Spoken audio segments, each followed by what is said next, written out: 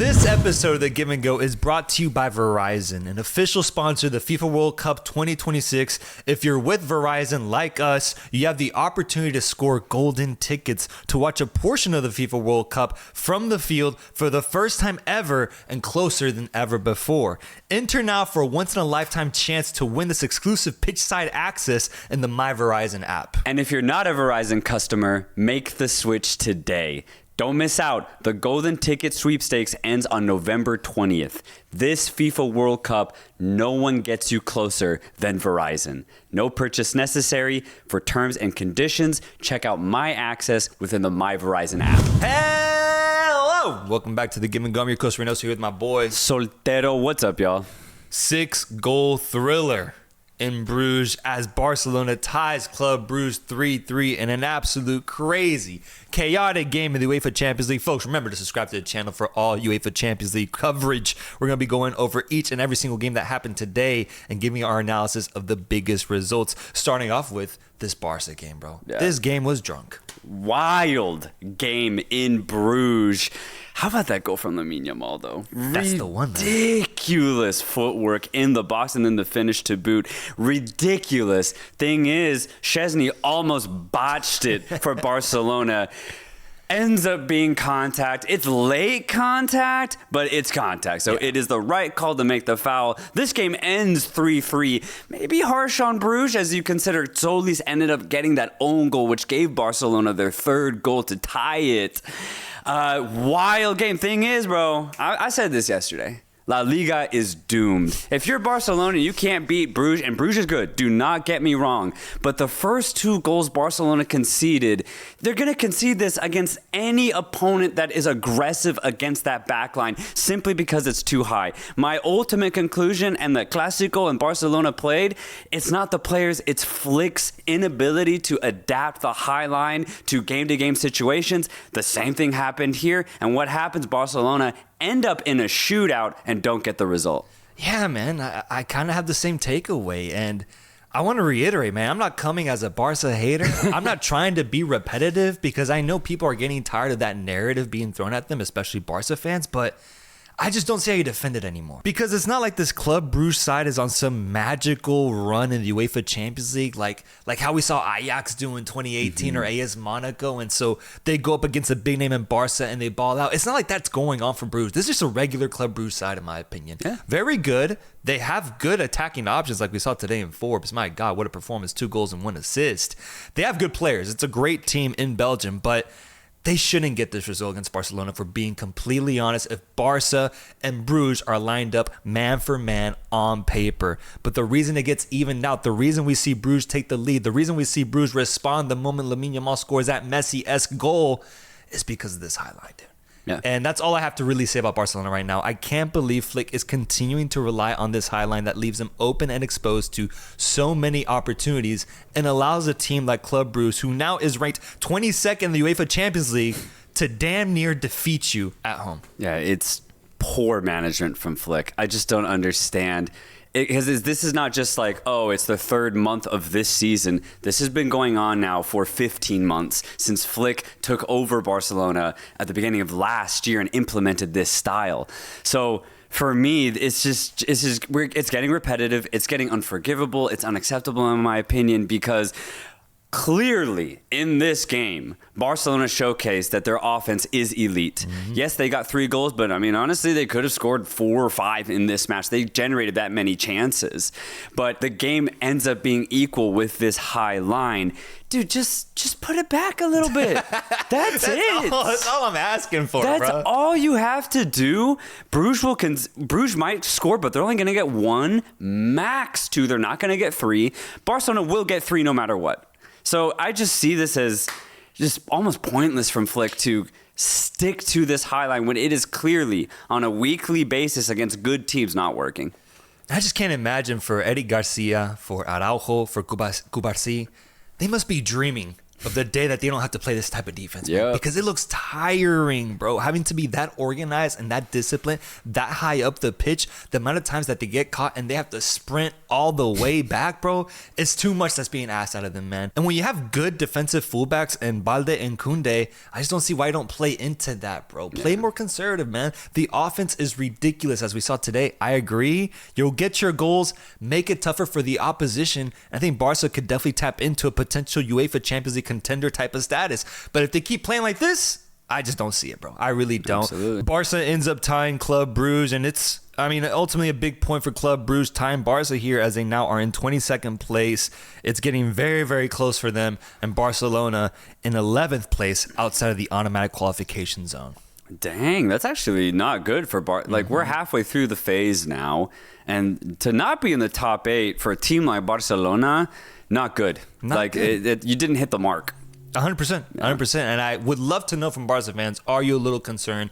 What are your takes? What are your thoughts? I'm truly not coming at you with hate. I'm truly not. I want to know, what's your take on this team right now in the UEFA Champions League? Because I feel like last year they had way more momentum, way more positive results by this point. That was ultimately justified with an impressive semifinal run. I'm not seeing that right now, man. Well, and that's the thing, though. I'm not going to be positive until they change their defensive scheme. Let's say Rafinha comes back and he adds 20 goals to this side. Okay, Damn. sure. That's a lot. That's a lot. But it'll just end the same way. They'll get to a quarter, they'll get to a semi, they'll find themselves in a ridiculous shootout against either Bayern or Arsenal or PSG, and they're not going to win. So if that's the outcome, some sort of crazy loss in a quarterfinal or semifinal, then something has to change. And so I'm just not going to be high on this Barcelona team until the defense changes. Let's go over to Manchester City versus Dortmund. Man City hosting Erling Haaland's ex. His ex side, and Erling Haaland bagging another goal in this game. I believe it's now his 54th goal in UEFA Champions League scoring. But it's my boy Phil Foden, bro. It's my boy Phil Foden who bags himself a brace in this game with 2 quality technical goals to ultimately give Manchester City a 3-0 lead. Dortmund responds with a goal from Anton. Cherki puts the cherry on top. It's 4-1 Manchester City, but good to see Foden provide Haaland some help on the score sheet. Yeah, I got to be honest. I thought this game was going to be a lot closer, but the way City started in the first half, the finishing that they displayed in this match, it's tough to play against that. It really is. We're talking about probably one of the most lethal offenses now in all of Europe. Manchester City, they're really brewing right now, I'd say, over the last couple of weeks. Right when I was questioning whether anybody outside of Haaland could score, I'd say in the last couple of matches, the rest of Man City's offense has really stepped up for this team. I'm very excited to see what they can do in the Champions League and the Premier League. City right now are really brewing to be a hell of an offensive team. And I just want to send a message to my brother, Phil Foden. God, I've missed talking about you, man. It's been a weird couple of years since the Euros, I think, when he started to kind of dip in his form. He had a crazy 2014 season, but it's just been on and off for him. He still puts up some good numbers, but I think now is the time to fully help Erling Haaland offensively. I'm not looking at Doku. I'm not looking at Savinho. I'm looking at Phil Foden to be the second highest leading goal scorer for Manchester City. Getting 2 goals today, that's good, but I need to see more of it. I want to see it week in, week out, because the responsibility has never been bigger for Phil Foden, especially with the pieces that Manchester City last lost. Foden has to be that guy now, man. He has to be the Robin to Erling Haaland's Batman. I think Manchester City will reach their peak version this year if he's able to do that. So I want to talk about you, Phil. I'm a big fan of you, brother. I just need to see it week in, week out, because I do think he can elevate this Manchester City side to another level if he's cooking offensively. Yeah, if Foden reaches the heights he did 2 seasons ago, where he got 19 goals, 8 assists, then City probably become the best team. Right alongside Bayern Munich, just all of a sudden, because you have the most lethal finisher in Erling Haaland, and then you'd have the most lethal creator and goal scorer in Phil Foden. I don't know if any defense could stop that. So if Foden returns to this form, I think City are immediate title contenders in any competition. Let's talk about Chelsea, man, as Chelsea goes away from home to face off against Qarabag and ends up drawing 2-0 to a very feisty Qarabag side who actually took the lead in this game 2-1. Yeah. And it took an Alejandro Garnacho game-tying goal to make it 2-2. I'll let you speak on Chelsea first, brother. I actually want to talk about Qarabag because that first goal from Andrade, ridiculous finish. It's Duran, I believe, who tries to get the shot off. He does well, but it hits the post. The rebound is a spinning ball that is really tough to catch. But Andrade catches it perfectly, man. It's a gorgeous finish to get Qarabag back in the game. Couldn't believe it. It is one of the most exquisite finishes of the entire week. Ridiculous catch from Andrade. They end up getting a penalty a little bit after. Jankovic steps up coolly. Qarabag take the lead. Absolute scenes in Baku. And the thing was, bro, it was completely deserved. Completely deserved. The way that first half kind of panned out, Estevao stepped up for Chelsea big, and it really was just a really nice finish. And at that point, I was like, okay, Chelsea's individual talent's just going to get them the result here. Harsh on Qarabag, but that's just the reality sometimes, man. You can't control that. Yeah. But the way Qarabag fought back in this game, so proud of this team. They've been an absolute joy to watch throughout this entire Champions League campaign. Garnacho ends up getting a really nice finish. A little too much space, bro. A little too much space, in my opinion. Garnacho says, thank you very much. 2-2. Chelsea probably could have won it, but the thing is, Qarabag had a big chance in the last 5 minutes. I think it was Martin Silva or off the cross, somebody, but it was the bench player. But anyway, almost had the chance, Qarabag themselves. So this could have gone either way. I think 2-2 at the end of the day is completely fair. Looking at it from Chelsea's perspective, I'd say the way they approached pretty much the first 60 minutes, I'd say they look very complacent, as if they could walk in here and get the result without trying. Qarabag, man, might be the best Qarabag team we've seen, bro, of all time. Because these results are crazy. Yeah. I think they've proven it now. 4 games, 2 wins, 1 draw, only 1 loss. Currently in 15th place, but it is tough to go to their stadium and get a result. That's the answer I got today, man. What a performance in front of their passionate fans who maintained a constant light in that crowd for 90 full minutes. And then there's Chelsea, man. And there's Chelsea, who I thought I would have to wait until the weekend to be disappointed by them against Wolves. It is here in the UEFA Champions League, where once again I'm reminded of the ups and downs of this Chelsea squad that I think is becoming very cemented. Must be frustrating for Maresca to see how well they can play at the weekend against a Tottenham team. Yes, he switches up the lineup a little bit, but I continue to be shocked at how Chelsea can oftentimes play down to their opponent's level. And if their opponent is a feisty side like Qarabag today, then they can get a draw and damn near get a victory against this Chelsea side. That's not a good sign for a team who going into UEFA Champions League I wanted to consider as a dark horse candidate after what they did at the FIFA Club World Cup. It's still early in this tournament, but that has to get fixed, man, because I truly get concerned in big games. How much can you trust this Chelsea side? How much can you trust them outside of Cole Palmer going crazy in a crazy knockout format tournament like the Club World Cup versus a UEFA Champions League where it's much tougher competition, 2-leg type of matches? That's where I get concerned, bro. So Chelsea disappointed me today. I don't want to take away credit from Qarabag, but I still do think Chelsea should have won this game because I said it yesterday. My expectation for Premier League sides against any team outside of the Prem that isn't Bayern, PSG, Barca, Real Madrid is to win. And they couldn't do that today, man. Yeah, I actually completely agree. This is super disappointing. And it's happening a lot this season where Chelsea will get one really good result, and then the immediate next match, whether it's a mid-table team in the Prem or let's just call it a lowly side in Qarabag, they show up and act as if they don't want to play, right? They all of a sudden are very individualistic. They're not really playing for each other. They're conceding lazy goals. And when they go forward offensively, it just doesn't look as fluid as it looks like when they have a really good game. Chelsea's very bipolar this season. Thing is, the way I've accepted it, I'd say this last month, Premier League, I just think is outside of Chelsea's realm because of that. But I still think they'll be fine in Champions League because they can play up to any team's level. Unfortunately, it means they can play down.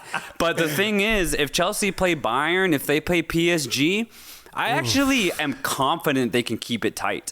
So I actually see Chelsea as a solely knockout type of team, especially once Palmer comes back into it. So Champions League, not worried. Premier League, worried. Yeah, that is a good point. Palmer's not here. And he's just such a difference maker at the time, at the moment for them, that it's tough to make any sort of prediction without him involved. From the team I'm seeing so far, I am becoming a little bit more weary of that perspective that you have, because I actually would agree. I just get a little bit more questionable right now, but I can't fully say that until Cole Palmer is back. Regardless, big result for Qarabag here, getting a 2-2 tie. And just to end on Qarabag, one thing that I really kind of got reminded of when watching them today, they make me feel like prime Shakhtar Donetsk. Shakhtar Donetsk team who had a ton of Brazilians on their team and then had a Ukrainian backline and would occasionally get some wild Champions League performances. Their best ever one was in 2010, 2011, where they made the quarterfinals. And then after that, they occasionally made the round of 16, right? I think Qarabag, if they continue this, will get some sort of knockout appearance. And maybe if they get a really fortunate draw, maybe we see them in the round of 16. That'd bro. be crazy. It'd be crazy round to of see 16? It'd be wild. Having gone through the round of 32 or whatever, like the Exactly. previous one, that would be crazy. I think that'd be a huge success for Qarabag. Yeah. As they are definitely in the conversation for best team outside the top 5 leagues in the UCL. Although I do think today it became official that we do have a clear best team outside the top 5 leagues. And that team is Galatasaray. Oh, Gets yes. a huge result Yeah. away from home in Amsterdam. Osimhen hat-trick. They're now in 9th place, just on the outside looking in of automatic qualification in a game where I think it became clear that UEFA is going to have a specific stance on penalties, man. Because 2 penalties that got called today where Osimhen ended up scoring were penalties where the ball got deflected off of the player and then hit the player's hand. Where we saw in the Marseille Real Madrid game where we saw a player slide, deflects the ball, hits his hand. Same situation here where both ended up being called handballs, but were deflected first by touching the player's leg. And it becomes clear to me now that UEFA is taking a stance on that and saying, we're going to call those type of pens. Galatasaray benefited the most today with Osimhen getting a hat-trick by that measure. Oh, dude, that's not good, man. That's not good news because... I thought both shouldn't have been called pens, bro. Well, to be honest, I didn't catch them because I was watching the Marseille Atalanta game, and there was a handball where it was deflected off of the foot, and the thing is, they didn't call it. Jesus. Yeah. So that's why I'm very concerned now because that means it's going to be down to the referee, and there's no consistency, and yeah, but we're going to get... I think I said in that Marseille-Madrid game, we're going to get some wild calls that's going to be very disrespectful just to the context of the game. Yeah. And so that's just bad news for me. It's bad news. It's bad news. I mean, for this game, I think Galatasaray still would have won because that first goal was a non-penalty goal. And Galatasaray with 3 wins out of 4 matches, having only lost to a crazy Frankfurt side. The penalty situation is an interesting one to keep an eye on, but Galatasaray as well, man. I mean, these have been really good results, defeating Liverpool in the process as well. They look to be a very threatening side that I'm actually rooting for, bro, because the pieces are there. The players they have are really, really good. And if they're at home, they're damn near unstoppable right now. Galatasaray would be a team to watch to see if they can sneak into automatic qualification. And if not that, then at the very least surprise and go to round 16, maybe even quarterfinal type run. Yeah, they've been so good. Fantastic Galatasaray. Outside of that first Frankfurt match, they've really responded excellently. Now I'm looking at their schedule, their last 2 matches, and I think at that point they'll pretty much already be qualified in some sense, so it won't matter too much. But they host Atletico. I think it's going to be a really good match. Honestly, for Atletico too, to really see where they land. But the bigger one, they have to go on the road to Manchester City. I think both games will give a great tell as to what Galatasaray can do in the knockout stage. I don't think they have to win these games. I'm just going to be looking at the style that they maintain against both of these sides and how close they can keep it. One of the best stories in the UEFA Champions League has been this Pafos FC side, man, who today reached their apex, reached their peak so far in their journey in this tournament. They have defeated Villareal 1-0 at home, a top 4 standing-wise team in La Liga. Went to Pafos and got 0 points. Bro, they lost, man. Pafos gets a huge 1-0 victory, the first win ever in this tournament after already 3 impressive games where they tied, having been a man down multiple times. Pafos, a deserved 3 points against a team that has real in their name, but could not be more fake. Dude, 3rd place in La Liga, right? So we're talking about one of the best teams in the league, and they still have not won a Champions League match this season. What? They still haven't won. Oh, they're in 32nd place. Yep. And so I'm gonna say it again. La Liga is doomed. Doomed. This is honestly very poor from Villareal. This is pathetic. The first 10 minutes, they had 2 clear-cut opportunities. The finishing just wasn't there. And then after that, they just stopped attacking. And I was just like, what are you guys doing here? The pace became super slow. And that's just going to help Pafos out because they're like, oh, okay, if you're not going to attack us, then we can relax. And they're at home as well. They get a crazy dunk goal from Newcastle at the beginning of the second half. And then from that point on, they just hold on, bro. Wow. And it's Pafos before Villareal who get their first 3 points. These are the teams that Pafos is above in the standings. Bayer Leverkusen. God. Club Brugge, Frankfurt, Napoli. Yeah. Pafos is above it right now. Juventus, Athletic Club, Union St. Gilloise, Bodø Glimt. And I mean, the rest are bum teams in the UEFA Champions League. But those are some big names I've just said. As Pafos is now in 20th place and could easily, definitely see themselves in the playoff round of the UEFA Champions League, bro. What a freaking story for them to start off their campaign the way they did and to continue it. I think it's huge. Getting 3 points at home was also cool to see because that blue atmosphere was really, really dope. They all showed out.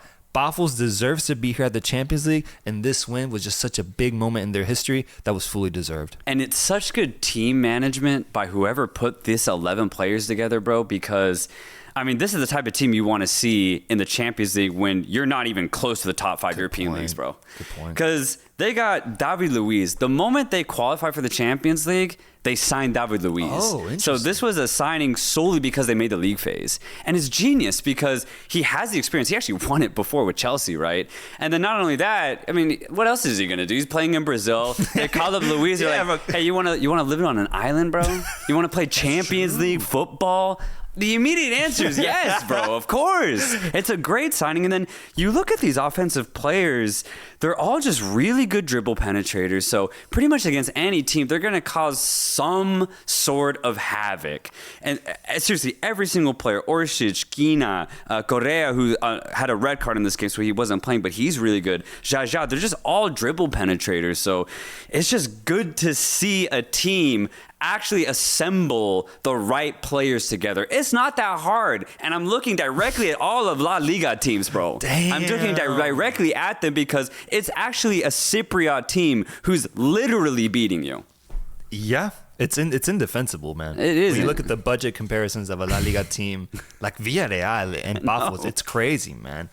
Yeah, I mean, I got nothing to defend La Liga with here, bro. I think it's been really, really bad for them specifically. And Villareal, like I said, real in their name, but could not be more fake. Today was a day of good underdog performances, I would say, though, with Kairat Almaty ultimately losing to Inter Milan 2-1. But, bro, I thought they put up a great fight.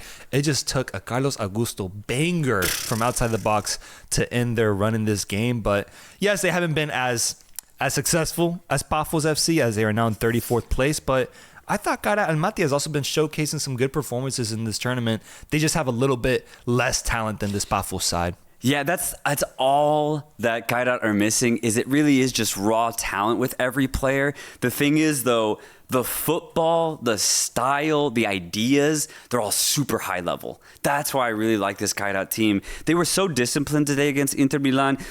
If we're being real, though, Inter should have scored way more. They had so many opportunities that they just were simply missing point blank. They actually had so much space in that first half that I think it shocked them. They didn't know what to do with it, man.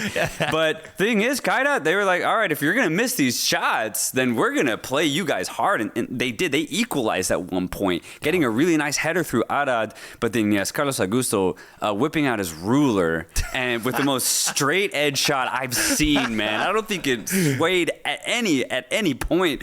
What a pile driver from Augusto. Inter Milan definitely the better team here, but yeah, it was a lot harder than I think Inter were expecting. Inter Milan now enters the top 5 of the UEFA Champions League standings in 3rd place at the moment. Classic Inter Milan type run, I would say, in the Champions League in terms of the 2020s Inter Milan sides that we've seen. They're a powerhouse, bro. They're a good team. They're going to be tough to beat. 4 games, 4 wins. Looking really solid so far.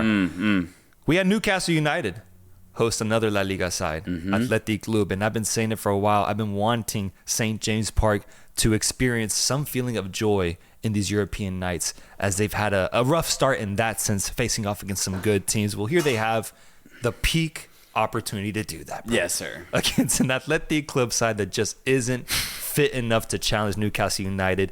And it's Dan Burn with one of the potential goals of the day. Crazy header off a set piece, insane placement. I recommend you go see it, giving Newcastle the lead. And from then on, it looked completely dominant from this Newcastle side as Joe Ellington gets a second goal. Athletic Club is shut out, and St. James Park experiences 3 points on a European night. No, yeah. Please go watch that Dan Burn goal.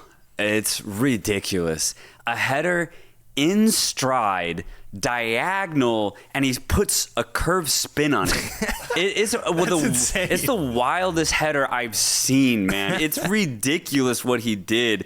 And yeah, the rest of this was, I would say just another day at the office for Newcastle at St. James's Park. Athletic, they had a decent amount of the ball, but I mean, I've just been so critical of their offense in general. They didn't really create much, truly.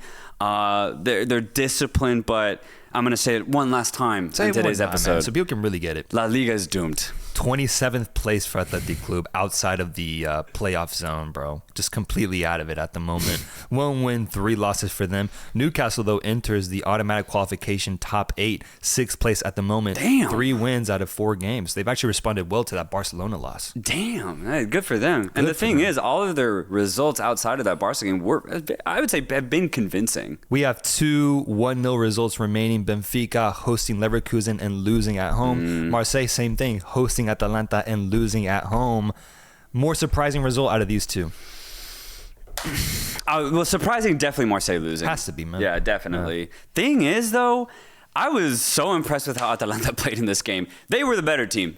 It did take a controversial, weird handball moment that they then would go on to counter and get a really good goal. Atalanta, what a goal by Samardžić, by the way. What a finish. But outside of the controversy, Atalanta, for me, were just a lot better than Marseille. Marseille did craft several chances. Greenwood had really good moments out on that right-hand side, dribble penetrating. Aubameyang definitely tested Atalanta's keeper. But if you just compare the amount of chances both sides created, I thought Atalanta were just way more deadly. Just not clinical on the day. But it was Samardžić who was the only clinical player on the pitch. And they get the 3 points because of him. But for me, I keep getting a little disappointed with Marseille. I'm noticing a trend here where I see good moments. I like their offense, but they're just not getting the results, man. And not just in Champions League, also in Ligue 1, where they're getting goals. The offense is there, but I just don't know if they have the defense to really cut it at this level. Yeah, I just think they've hit their low point this season. This is the worst run of games they've had. In the last 5 matches, only 1 win against Auxerre in the league. They lost to Sporting CP in their last UCL matchup. Yeah. They then lose to Lens 2-1 when they were actually in first place in Ligue 1. They could have maintained that spot, but they lose to RC Lens. Yeah. They then tie Angers 2-2. And now you get this result in the Champions League. This is rock bottom for them right now, which sucks because they started off so well, I would say, playing Real Madrid very, very well, and then in the league, winning games nonstop and scoring really good goals. You could see the Zevi's frustration on the sideline. I think he's having trouble right now figuring out what's going on and diagnosing the problem. And I just don't know how long this run of form is gonna last, because this could end up being the demise of their potential Ligue 1 title winning campaign, and it could be the demise of the Champions League, because right now at the moment they are in 25th place on the outside looking in. And these next 4 matches that remain for them, they have to get results, bro. They have to. So it's now do or die for them. Yeah, absolutely. And Atalanta just are maintaining themselves at this mid-level.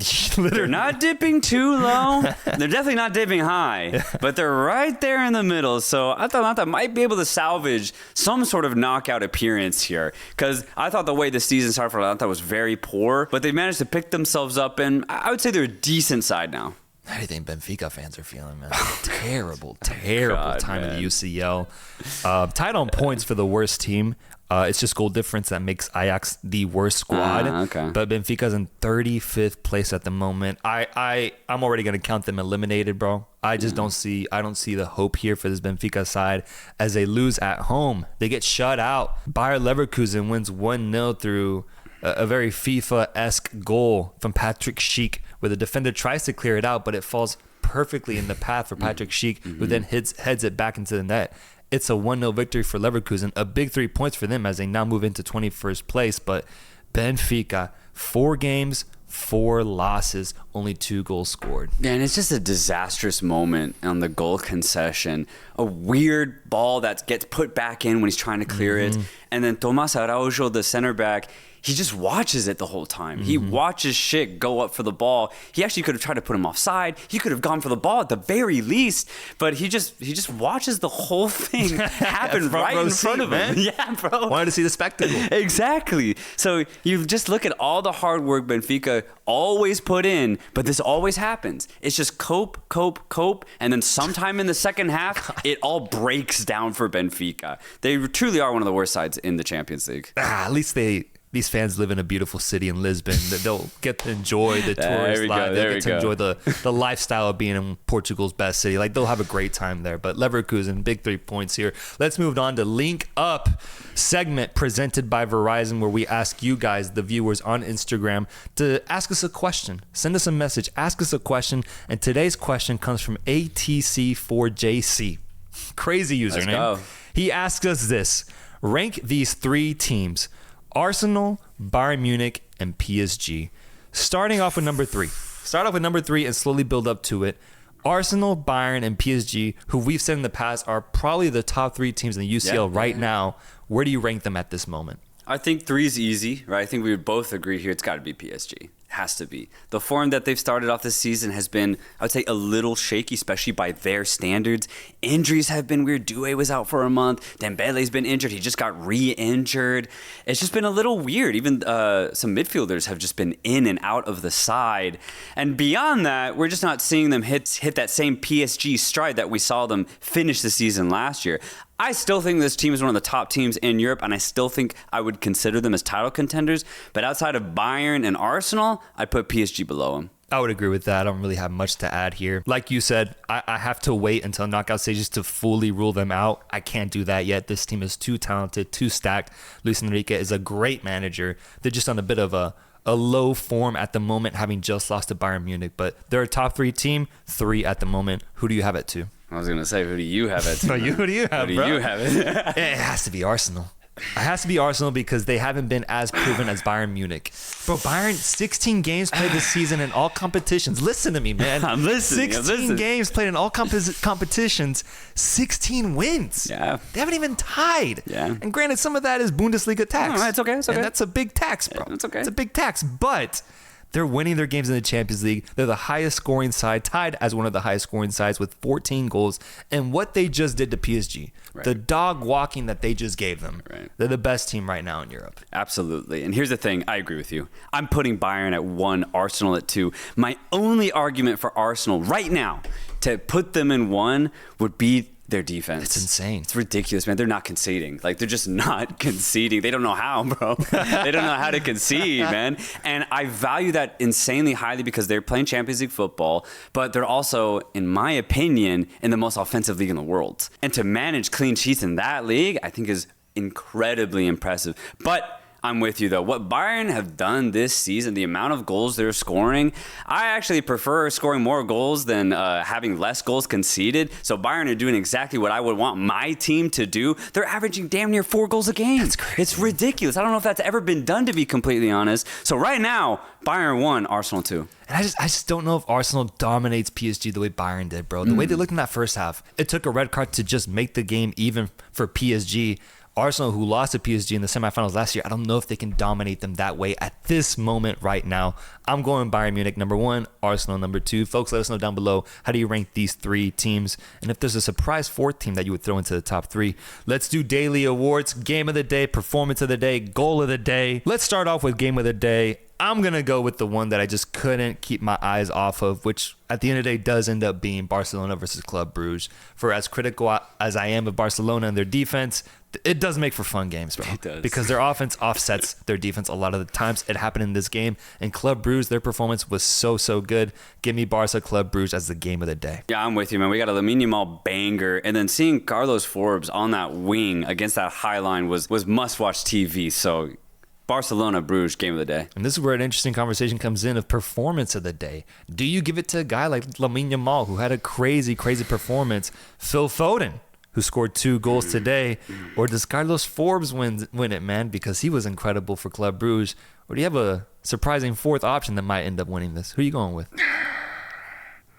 I mean, I kind of want to go Osimhen simply because of the amount of goals and the fact Barcelona Bruges just ended in a draw. Neither side could really win it. I'd be cool with Osimhen or Foden. I'll let you decide. I was gonna go Forbes. You're going Forbes? Bro, 2 goals and an assist. He contributed in every goal. He was nuts. And he could have had more goals too, bro. He could have. I liked his vibe, man. 21 years old with energy, completely exposing that back line. I'm going Carlos Forbes, but you can pick yours. We don't got to share. I'm going Osimhen. Goal of the day. I have 2 nominees. It's going to be that Dan Bird header that we saw to start off Newcastle's defeat over Athletic Club, or Yamal's insane tiki-taka-esque goal that was fed to him by Fermin Lopez, where he just completely dissected that Bruges defense and had some crazy skill on the ball. It's either one of those 2. I guess I'll go Yamal, man. It was beautiful to see. I'm going Burn. I never see headers like that ever. It kind of reminded me shades of Robin van Persie's goal in the World Cup 2014, where he just catches it out of the air and that ball flies, man. To do that with your head, one of the most unique things I've ever seen. And it was Big Dan Burn who did it. Halfway through the UEFA Champions League group stage, folks, let us know your thoughts. Who do you see winning this tournament, and how is your team doing? We'll be back with weekend preview this weekend for some fun club football matches. Till next time, guys. Peace.